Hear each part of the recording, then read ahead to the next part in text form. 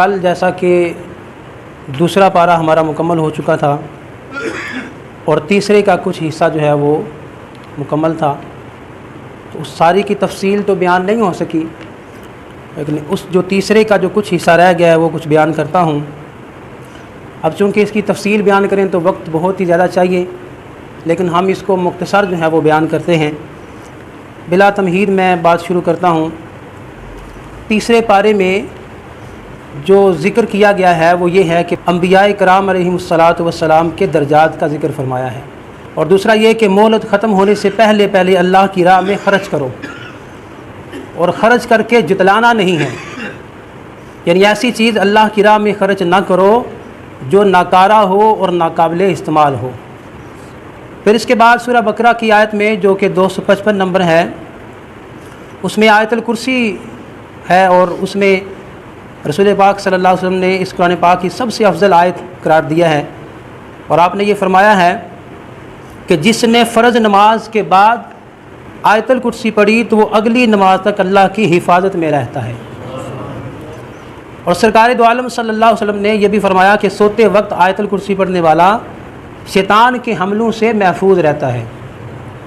پھر اس کے بعد سیدنا ابراہیم علیہ السلام کے نمرود سے مناظرہ کرنے کا ذکر فرمایا، اور حضرت عزیر علیہ السلام اور حضرت ابراہیم علیہ السلام کے 2 واقعات ذکر فرمائے، جن میں ان کے یقین کو مزید پختہ کرنے کے لیے ان کے سامنے مردوں کو زندہ کر کے بتایا۔ اور پھر یہ اس میں بیان ہے تیسرے پارے میں آخری حصے میں کہ اعلانیہ صدقہ دینے سے چھپ کر صدقہ کرنا زیادہ بہترین عمل ہے، یعنی اس کے علاوہ صدقہ دینے اور سود نہ کھانے کے احکامات کا تفصیلی بیان ہے۔ اور پھر قرآن کریم نے مالی معاملات کو بھی بہت اہمیت کے ساتھ بیان کیا ہے، اور لین دین اور تجارت اور ادھار کے مسائل کو بیان کیا ہے، اور اسی طرح ادھار وغیرہ رکھنے کی ضرورت پڑ جائے تو اس کو لکھ لو اور اس پر گواہ بھی بنا لو۔ اور پھر اس کی 2 جو آخری آیات کی فضیلت بیان کی ہے کہ 3 راتیں اگر یہ جو سورہ بقرہ کی جو آخری 2 آیتیں ہیں ان کو اگر آپ مسلسل 3 راتیں پڑھی جائیں تو ممکن ہی نہیں کہ شیطان اس کے گھر کے قریب بھی آ سکے۔ اس کے بعد سورہ آل عمران شروع ہوتی ہے، اور اس میں جو کچھ حصہ بیان کیا گیا ہے میں جلدی سے بیان کرتا ہوں کیونکہ وقت بڑا مختصر ہوتا ہے۔ یہاں پہ سب سے پہلے 5 نشانیاں پرہیزگاروں کی 5 نشانیاں بیان کی گئی ہیں۔ سب سے پہلی نشانی ہے صبر کرنے والے ہوتے ہیں پرہیزگار جو ہوتے ہیں، یعنی وہ جو ایمان والوں کو ثابت قدم رہنے کی جو دعا سکھائی گئی ہے نا، اس کے حوالے سے یہ بیان ہے کہ وہ جو پرہیزگار ہیں وہ صبر کرنے والے ہوتے ہیں، اور ان کے زبان سے کہنے میں بھی سچے اور کر کے دکھانے میں بھی وہ سچے ہوتے ہیں۔ اور پھر تیسری بات، اللہ جل جلالہ کی بارگاہ میں ادب اور احترام سے، ادب اور اطاعت سے جھکنے والے ہوتے ہیں، اور پھر اللہ کی راہ میں خرچ کرنے والے ہیں۔ اور پھر بڑی اہم بات ہے یہاں پہ 5ویں جو نشانی بیان ہوئی ہے وہ ہے سحری کے وقت، یعنی تہجد کے وقت اٹھ کر اللہ تعالیٰ سے معافی مانگنے والے ہوتے ہیں وہ۔ تو یہ اسلام کو چونکہ اللہ کا یہ پسندیدہ دین قرار دیا گیا ہے، لہذا نظام بھی دین کا ہی چلے گا۔ اور پھر اس میں کچھ قوم بنی اسرائیل کی کچھ 3 خباستیں بیان کی گئی ہیں کہ اللہ کا محبوب بننے کا واحد طریقہ نبی کریم صلی اللہ تعالیٰ علیہ وسلم کی پیروی اور اتباع کرنا ہے، یعنی اس صورت میں سیداتنا مریم علیہ السلام اور حضرت سید یحییٰ اور حضرت سید عیسیٰ علیہ السلام کی پیدائش کے 3 واقعات بیان ہوئے ہیں، جو کہ تفصیل سے بیان کریں تو وہ بڑا وقت لگ جائے گا۔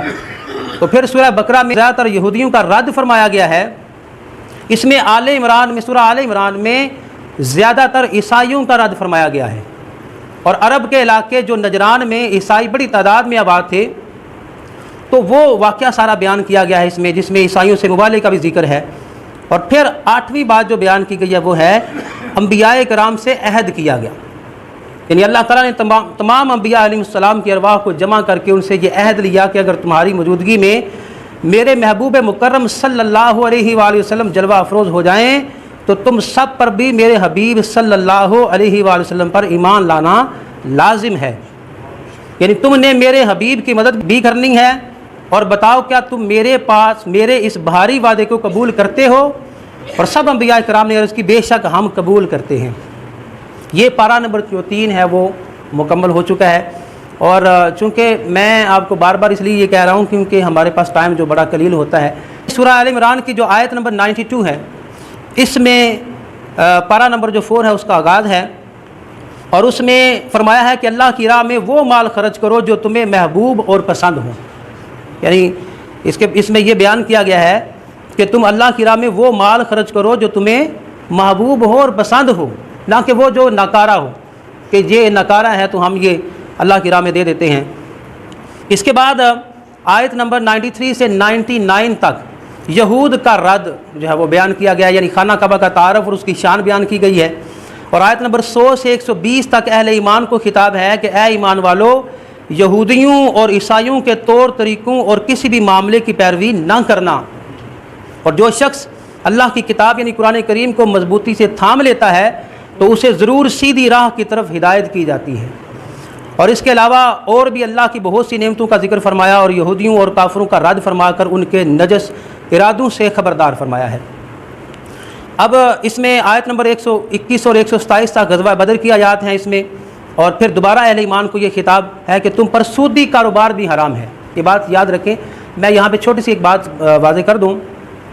کل حاجی رفیق صاحب ایک بات بیان کر رہے تھے، وہ ہم زکوٰۃ کے مسئلے پہ ہم بات یہ کر رہے تھے کہ ایک بندہ جو ہے نا وہ اس نے سود پہ قرضہ لیا ہے، سود پہ قرضہ لے رکھا تھا اس نے، اور وہ زکوٰۃ کا مسئلہ پوچھ رہا تھا. یعنی سود پہ قرضہ لیا ہے اور مسئلہ زکوٰۃ کا پوچھ رہا ہے. تو سود کا مطلب کیا ہوتا ہے کہ اللہ سے اعلان جنگ کرنا ہے. ہم اللہ سے ادھر سے اعلان جنگ کر رہے ہیں، ادھر زکوٰۃ کے مسائل پوچھ رہے ہیں.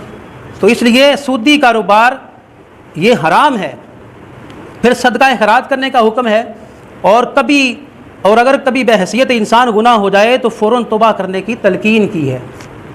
اور پھر 3 علامتیں بیان فرمائی ہیں کہ خوشحالی میں بھی اور بدحالی میں بھی اللہ کے لیے مال خرچ کرے، اور غصے کو پی جائیں، دوسری نشانی. اور پھر لوگوں کو معاف کر دینے کے عادی بن جائیں. یہ بہت ہی اچھی خوبی ہے کہ لوگوں کو معاف کر دینے کے عادی بن جائیں. اور ایسے مسلمان جن میں یہ 3 علامتیں بھی موجود ہوں، ان کے لیے ایک تو وہ جنت تیار ہے جس کی چوڑائی اتنی زیادہ ہے کہ اس میں تمام آسمان اور زمین سما جائیں. سبحان اللہ بلند آواز سے کہہ دیں. اور دوسرا یہ کہ ایسے لوگوں سے اللہ بہت محبت کرتا ہے، بہت محبت کرتا ہے.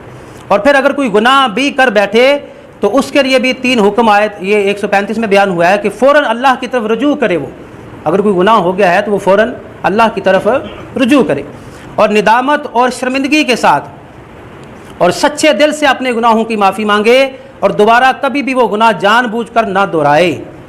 اس انداز سے توبہ کرنے والوں کو تسلی دیتے ہوئے اللہ نے اس سے اگلی آیت میں یہ بیان کیا ہے کہ فرمایا کہ اس طرح توبہ کرنے والے وہ لوگ ہیں جن کی پکی سچی توبہ کا صلہ بخشش ہے، اور ایسی جنتیں ہیں جن کے نیچے دریا بہتے ہیں.